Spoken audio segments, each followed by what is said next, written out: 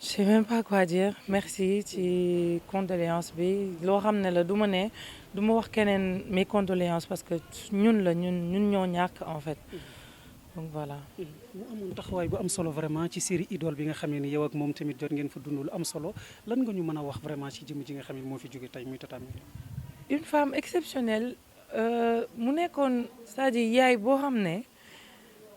Tata Myriam dafa amoon loo xam ne benn mère amu ko biir Evenprod je peux dire lu ma gisoon ci moom du juger c'est-à-dire da ngay def say bêtises mu xëcc la ne la koor ka yow xàkkataay ba pare xëcc la ne la ah moytul donc c'était une personne exceptionnelle nit ku jullite woon tamit je me rappelle bi muy jóge Màkka je pense que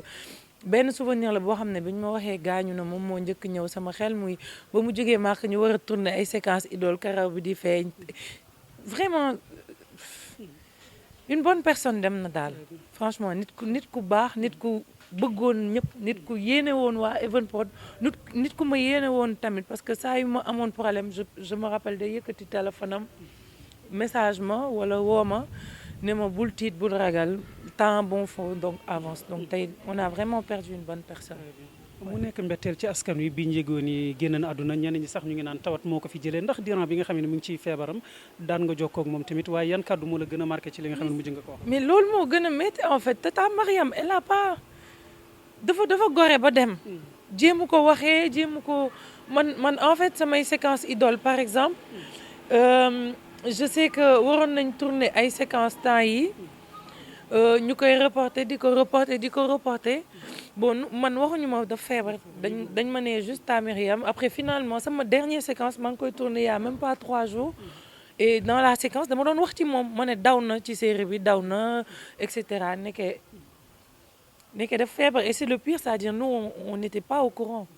on n'était pas au courant on n'a pas pu lui dire au revoir. tournage yi ngeen doon amal rawatina ci li nga xam ne mooy Idole nga xam ni joué na ci lu am solo ban moo la ci gën a marqué Korka. Je pense que am na benn séquence boo xam ne dama ñëw ñu war a tourner séquence boo xam ne dama koy menacer je pense jour boobu mu ñëw di ma diir mbagg rek di ñëw na di ma diir mbagg di ma tooñ di ma franchement en fait Tata Myriam toutes les séquences que j'ai jouées avec elle ont été bien parce que c'est une personne entière c'est une personne elle aime donner et elle a aimé le cinéma jusqu'au bout donc mun moo la wax séquence bi moom ma gën a touché mais je sais juste que souvenir bi may garder ci moom encore beneen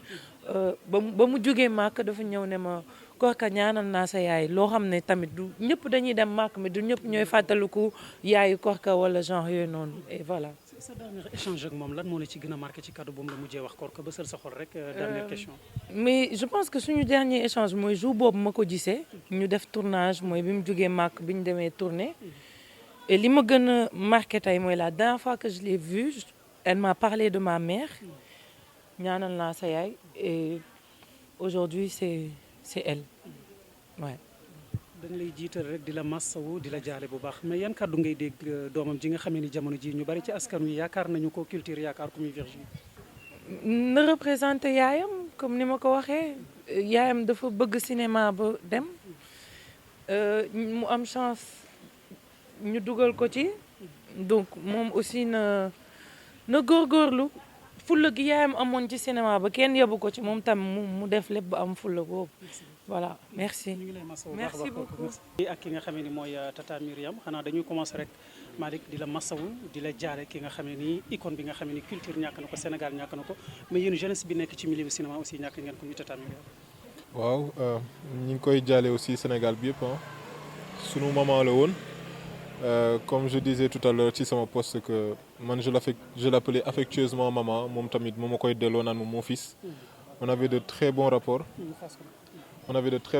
Et tey mu nekk nouvelle bu pénible quoi un réveil brutal. ñu koy ñaanal vraiment yàlla xare ko àjjana yu gën a kawe. alors ndax say relation ak moom si culture la commencé ci cinéma la commencé en dehors de cinéma aussi yan relation ngeen amoon Malick. waaw ci cinéma la commencé ñu ngi xamante ci plateau Idole. ñu fay doon waxtaan lu yaatu ndeysaan même en dehors de plateau tamit doon nañ bindante souvent sur Instagram parce que dafa nekkoon benn moment boo xam ne dafa nekkoon aussi connecté sur les réseaux sociaux et donc des fois mu may féliciter ci sama passage au niveau de yeneen prestations yu ma doon def donc ñu doon waxtaan quoi franchement moment wu ñëpp la woon quoi waaw. alors mu nekk surprise ci askan wi yëpp rawatina ci monde cinéma bi ñu génn na àdduna ndax yëgoon nga feebaram. waaw yëgoon naa ko récemment je pense qu'il y a une semaine laa dem plateau fekk yenn acteurs di waxtaan que ni dañ ko gis que dafa jeex que dafa perdre poids donc après par la suite tey bi ma yeewoo laa gis nouvelle bi mu nekk affaire bu metti quoi. lu la gën a marqué ak it lan ngay fàttaliku ci say derniers échanges ak moom Malick. sunu dernier échange yi c'était sur les réseaux sociaux ah mu may féliciter ci li ma def et puis di ma wax aussi que benn combat bu ñu doon mener par rapport ak le fait que ñuy gën a respecter ak yelleefu acteurs yi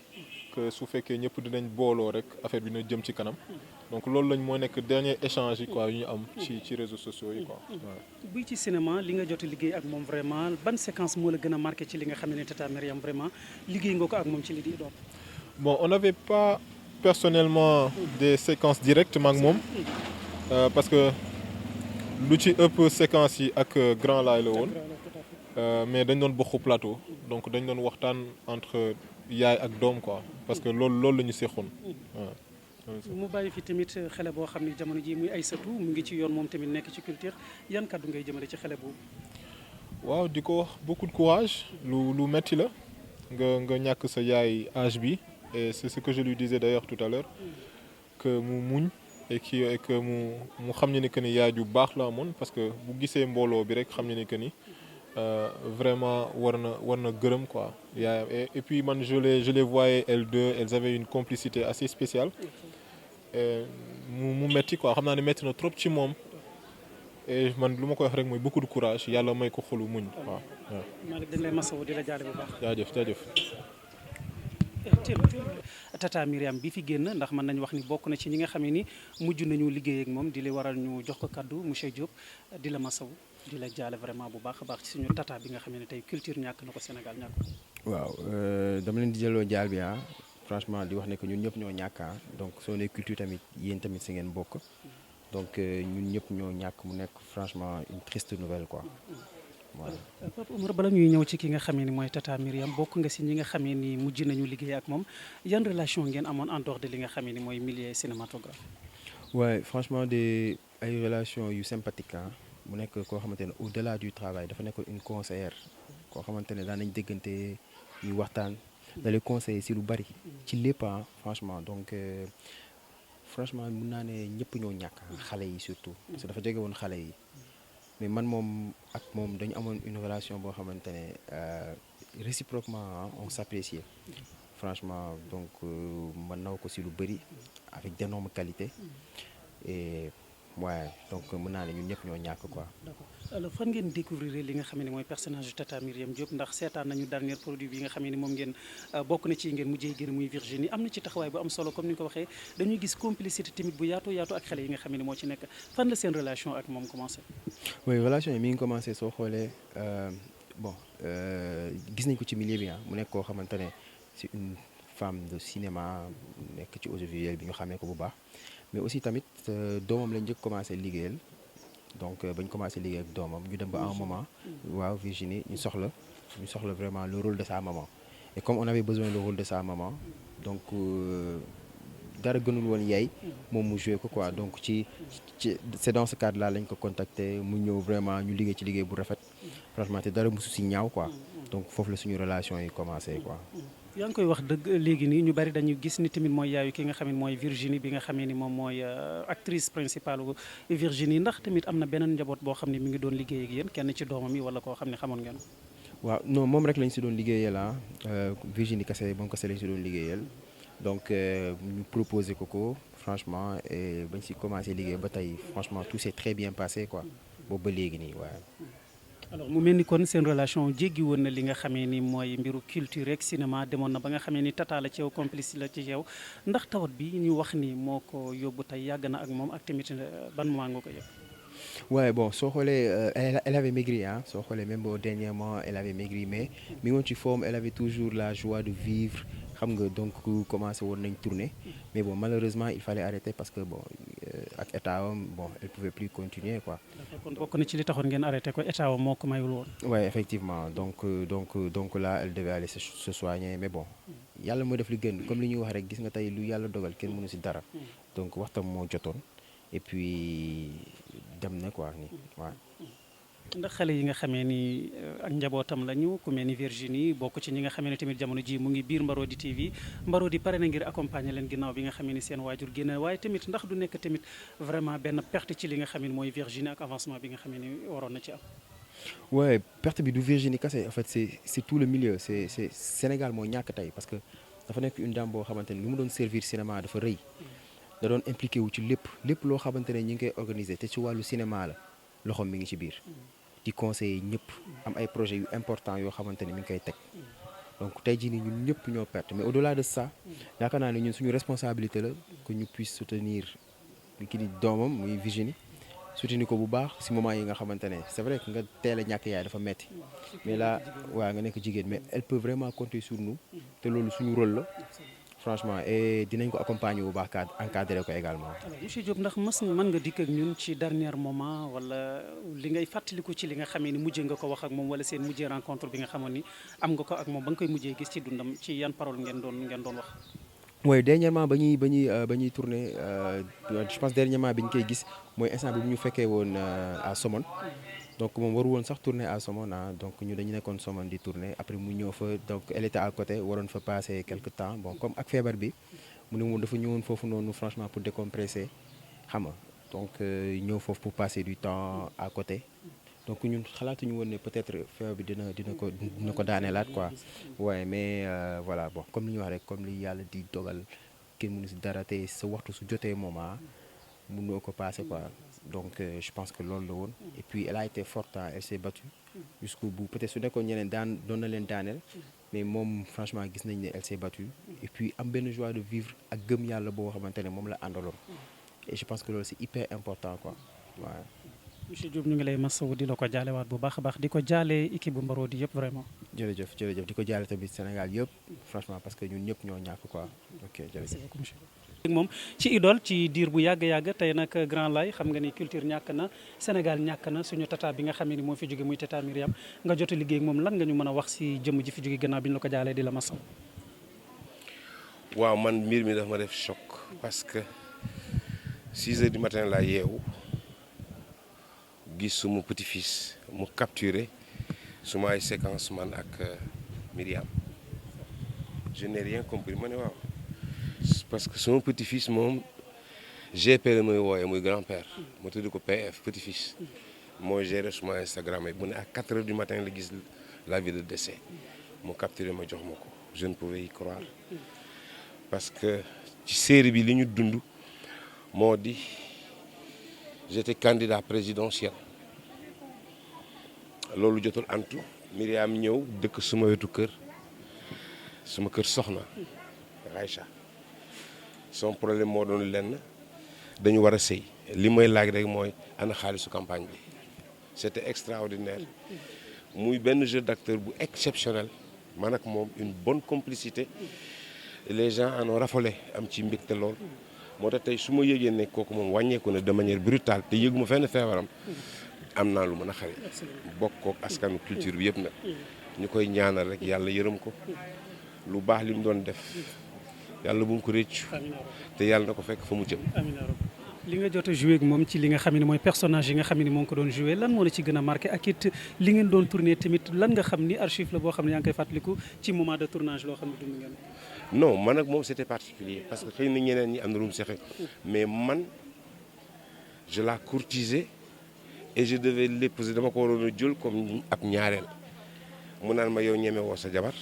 nanga ma ne ko non faale wu ma ko mu ne ma non man lijjanti wu ma loolu ndeket lépp mu ngi ma naan ana xaalis bi woon ci campagne bi mu une grande dame di ma gàtte ne ma loo musul am fël fii nga koy am ma ne ko c'était la grande royale soxna Sali dem na ba di ma empoisonné ndax kii nu ma téye woon bugguma am ma gis ci moom un jeu d'acteur gis ci moom un capital expérience immense muy dame boo xam ne était tellement cultivée que amul woon rôle boo xam ne jigéen war na ko mën a incarner te moom yoru ko mais daf ko daan restituer daf ko daan joxe ba nga yaakaar ni lii dëgg la loolu moo doon son fort buñ paree waan nag bu ñuy coupé moo mari ma ne ko mun na ma du doñ bi ma ne ko mun ma c'est moi qui te dépose kon même hors plateau sax da ngay gis sa bonté sa générosité c'était une femme exceptionnelle. ces derniers échanges ak moom lan nga ñu si mën a wax grand laay. waaw man gëj naa ko gis parce que y a eu une rupture ci diggante bi Idoles gëjoon na génn te ci loolu lañu doon liggéey daan naa ko séen rek ci Virginie mais gëj nañu jokkoo très sincèrement mais ba ñuy mujjee jokkoo itam dañu liggéey ba pare di ñibbi mu ne ma an sa oto ma ne ko man aw ma sax mbégee mu ree ne ma nañ dem ma yóbbal ma ne ko teg ma ci tali bi ma jël taxi parce que borom kër daf la soxla donc pour te dire kan moo doon Myriam yal na ko yàlla xare àjjana ça c'est mon dernier mot. ñu ngi lay masawu bu baax a baax grand laay. jërëjëf. ba tey xam ngeen ni am na suñu tata boo xam ni culture xam na ko moom tamit joto liggéey ak moom ci li nga xam ne mooy série Idoles ñu xamoon ko fu bu baax a baax tata dañuy commencer rek di la jaale di la masawu ki nga xamee ni icône bi nga xamee ni culture ñàkk na ko Sénégal ñàkk na ko mais yéen ñi nga xam ne ni tamit yéen a ngi mbaroo di joto liggéey ak moom ñàkk ngeen ko. tey man mbetteel laa am ma wax bismillahi rahmaani rahim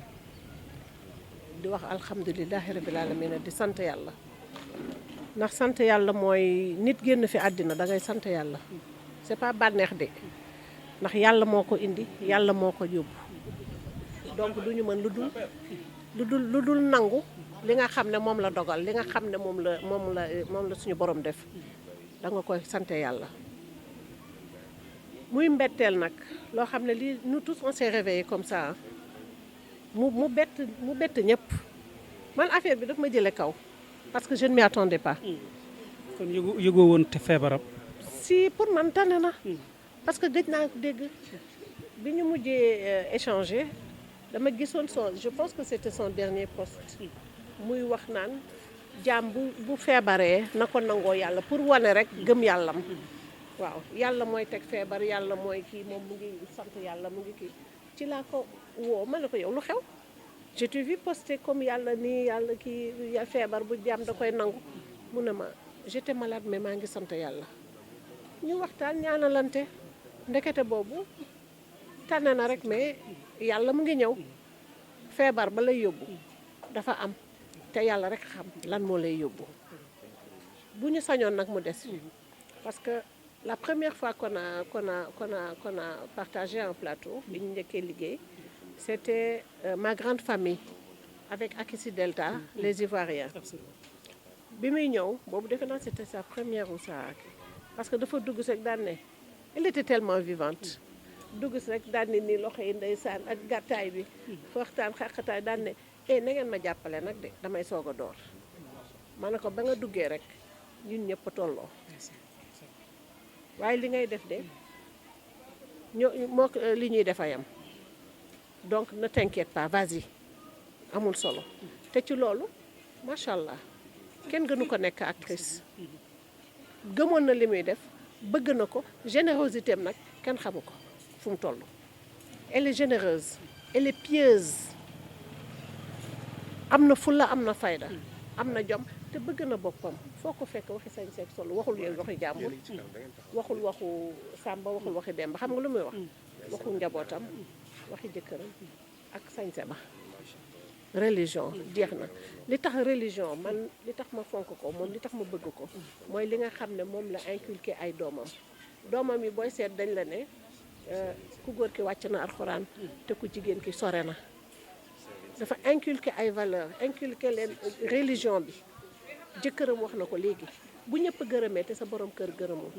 demal nga seetaan sa bopp say mbokk gërëmuñu demal nga seetaan sa bopp waaye ku dégg tey jii